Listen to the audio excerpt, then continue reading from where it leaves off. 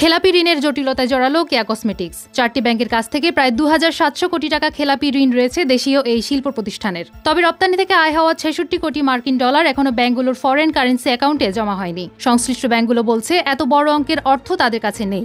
এই পরিস্থিতিতে কেয়া গ্রুপ ও ব্যাংকগুলো একে অপরের বিরুদ্ধে জোরালো দাবি দাওয়া করছেন এবং আর্থিক অনিয়মের অভিযোগ উঠেছে।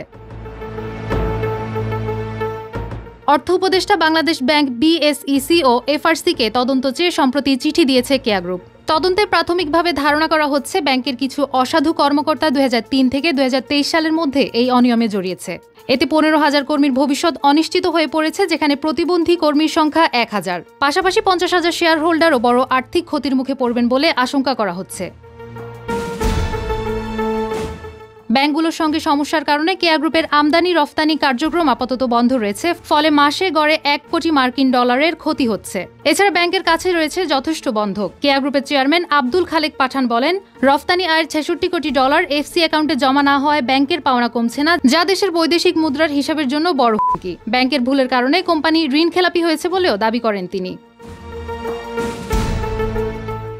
সাউথ ইস্ট পূবালী ন্যাশনাল ও স্ট্যান্ডার্ড ব্যাংকের মাধ্যমে রফতানি হওয়া বিপুল অর্থ এখনো কেয়া গ্রুপের FC অ্যাকাউন্টে জমা হয়নি। শিল্প প্রতিষ্ঠানটি অভিযোগ করেছে, ব্যাংকগুলো এই অমিল ঢাকতে ফোর্স লোন ও টার্ম লোনের মাধ্যমে ঋণ সৃষ্টি করেছে। যদিও সংশ্লিষ্ট ব্যাংক ও তাদের কর্মকর্তারা এসব অভিযোগ অস্বীকার করছেন। বিষয়টি তদন্তের জন্য বাংলাদেশ সিকিউরিটিজ এক্সচেঞ্জ কমিশন ইতিমধ্যে একটি নিরীক্ষা ফার্ম নিয়োগ দিয়েছে, যার কাজ এখনো চলছে।